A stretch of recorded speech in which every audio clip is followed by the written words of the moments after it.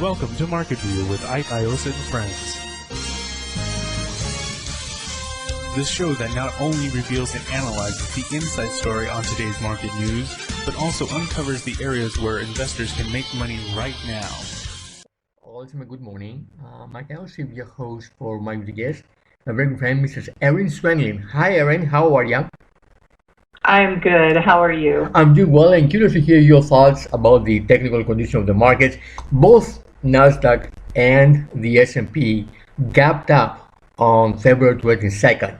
Now, yesterday, Nasdaq closed that gap, and today the S&P did. After closing the gap, I can see a pause and a bounce from an oversold condition. My assessment so far is that a bottom of importance will come from lower levels. What are your thoughts? Yeah, so I'm starting to think that the decline is getting a little overdone at this point. But at the same time, the support within the index is just not there. Like, we're really showing fewer PMO signals, rising PMOs, our momentum oscillator. We're not seeing that kind of participation that we need to. And I'll be showing you some other charts, but I think we still have some more decline ahead. I mean, filling that gap usually means you're going to see, some further decline as well. So, the level I'm looking at is, let's see, what is that? 480 is kind of what I'm looking at as the next possible level for a rebound. But I think we're still going to move down from there. All right, let's take a look at the first chart, SPY. Yes. So if you can see that we did lose that support level on the one-year chart here. We've been monitoring a rising wedge, which was bearish, and we were kind of waiting for some kind of a breakdown. And we got sort of a drift, out of the pattern. So it wasn't that bearish, really, because the rising trend was broken, but really only because price drifted out of it. But then we started to get this more concerted decline, and that is really pulling my PMO downward. It's going to hit the zero line soon. I mean, there's a few things we can look at here, I think, that are interesting. If you look in the last indicator window, it's showing the cap weight versus the equal weight on the SPY. So SPY and RSP. And you can see that right now that is declining. That's telling us that the cap weights are underperforming the equal weight. And if we're going to start seeing more mega cap losses, I don't see how that's going to keep the market up. I think that we're still going to have some problems here.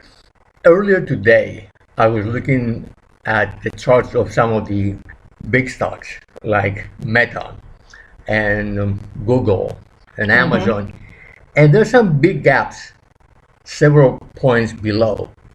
So I would imagine if those stocks fall further to close those gaps, then the indices will fall as well. Right, exactly. And, if you look at a chart like Apple, I don't have it with me, unfortunately, but it looks particularly bearish. So I think that we're going to see some more weakness in those mega caps, and that's not going to help the market here. Okay. How about the weekly SPY? Yeah, so I think that I wanted to bring the weekly just because it really shows you the deep decline that that we really are experiencing, losing that rising trend. Now, it was a very steep rising trend, so we kind of expected it to break down and maybe get us something a little less severe as far as how steep it was rising. But now you can see that we've lost support at the 17-week EMA, which we follow. And really, most importantly, is our weekly PMO has topped, and it is nearing a negative crossover. So again, these are signs that we're going to still see weakness within the market. Now, our next chart is the climax chart. Yeah, so I thought I would bring this one because we recently, those last three red lines, we considered downside exhaustion climaxes. So basically, we would look at the volume ratios, we look at the net advance decline volume, And we watch to see when they pop outside of our threshold. And that's what we got those 3 days in a row. And none of them led to upside movement. And typically when you get those downside exhaustion climaxes, it does mark an exhaustion phase, and you should see a little bit of a turn. But we never got that. And to me, when I get these bullish signals, if you will, or bullish conditions, and they don't give me, and they give me a bearish conclusion, I find that particularly bearish. So I just wanted to point out that the fact that we had those bullish signals come through and nothing happened with them. How about the trading oscillators and also the ITBM and the ITVM? Right. Now, so you can see that the Swenlin trading oscillators have gotten extraordinarily oversold, and that's a good sign. But what I often tell people is that they're oscillators, and oscillators must oscillate. So right now, we actually saw yesterday both the Swenlin trading oscillators tick up slightly. So a lot of times when we get the change in direction on the Swenlin trading oscillators, we see a change in direction in the index. And we're not seeing that yet. And I think that these STOs could end up moving higher from here, but I don't know that it's going to affect price to the upside. But it is something that we're monitoring, because if they do start to go up in a more distinguishable way, it's hard to even tell that they moved up yesterday. If we start seeing that, I have to think of it as with two things in mind. Number one, it's an oscillator and it must oscillate. So it got oversold, kind of needs to move out of oversold. So there's that. And then, of course, there's they're moving up, so now I should look for price to rise. I think really what we're looking at here with oversold indicators is, again, I think the decline is getting a little overdone. We could see some churn, maybe some consolidation out of these rising STOs, but I don't see a new rising trend coming along. At this point, things are too negative. The mega caps are struggling, and I suspect the market is going to continue to struggle, but best case would probably be a pause, maybe some sideways movement. Now, our next chart is before we move to the next chart, any thoughts on the ITBM and the ITVM? Yes, I'm sorry, I didn't even mention. So they're getting oversold, but they are still in decline. So they are not confirming rising indicators on Swenlin trading oscillators. And if that continues to be the case, then I will start to think of the Swenlin trading oscillators as oscillators that need to oscillate. So I'm waiting to get some kind of confirmation from the ITBM and ITVM, but we're not seeing that yet. Okay. Our next chart is the bias chart. Yes, so this is where we go to get a really good sense of the internals for the market. And notice that as far as participation of stocks above their 20 and 50-day EMAs, and even those above their 200-day EMAs, really started to swing to the downside on this decline, which would be something we expect. They did get, at least the stocks above their 20-day EMA, did get into oversold territory. And we did see them move up just a little bit. But still, this is not the kind of support we need in order to get a rising trend. And the Silver Cross Index, which measures how many stocks have a 20-day EMA above the 50-day EMA, that is still in decline. And it's almost reaching we have a bullish threshold of 50%. And so it is above that bullish 50% threshold. However, it's below its signal line. And so when it's below its signal line, we consider the intermediate term bias as bearish. So we're short-term bearish on the bias because of what's going on with participation above the 20 and 50-day EMAs. We are bearish on the bias in the intermediate term because the Silver Cross Index is below its moving average. And then when you look at the long term, the Golden Cross Index, which measures how many stocks have a 50-day EMA above the 200-day EMA, and you can see that has been declining and deteriorating, and it is below its moving average. So that means that the long-term bias is also bearish.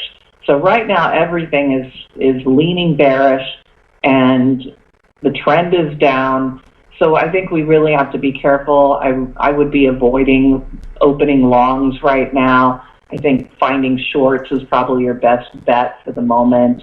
But all of this in the very short term, because like I said, this is getting a little overdone to the downside. I don't think it's through, but it's time to start looking for at least a pause. How about our next chart, which is utilities? Yeah, so I always like to go and try and find some, today I ran my trading room for my DecisionPoint Diamond subscribers. And when I do the trading room on Fridays, I always try and look for an industry group and a sector to watch. And this week I decided the sector to watch would be utilities. Number one, it's a defensive area of the market. Number two, you can see the rally that's coming off the 200-day EMA. You can also see, when we look at the participation further down on the chart, to see what's happening with stocks above their 20, 50, and 200-day EMAs. That participation is moving almost vertically higher.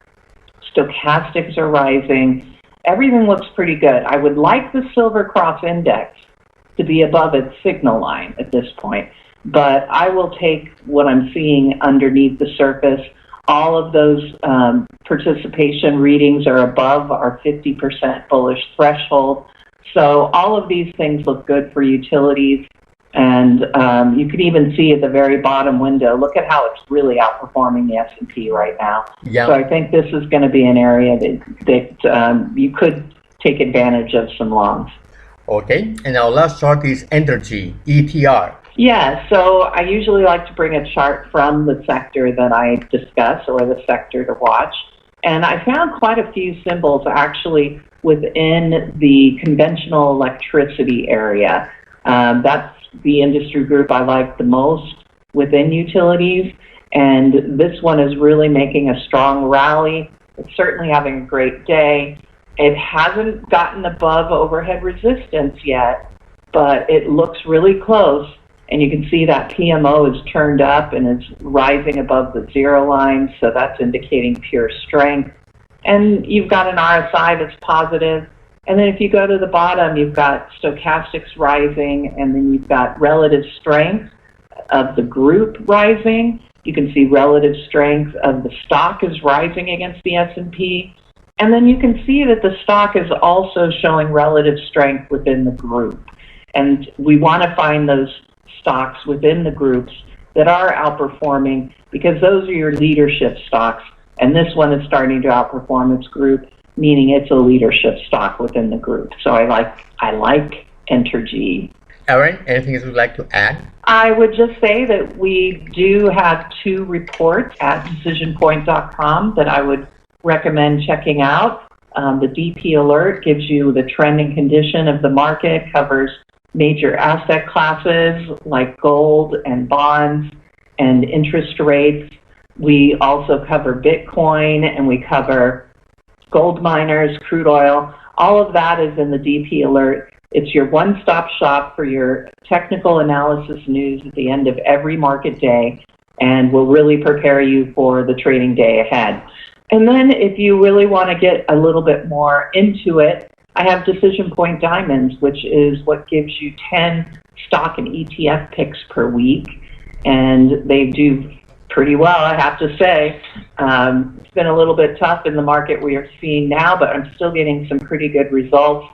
And do have that Friday trading room for those in the DP Diamonds subscribership. So I would definitely welcome everybody to come check it out. If you want a 2-week trial, just use the coupon code DPTrial2, and you'll get 2 free weeks to try us out.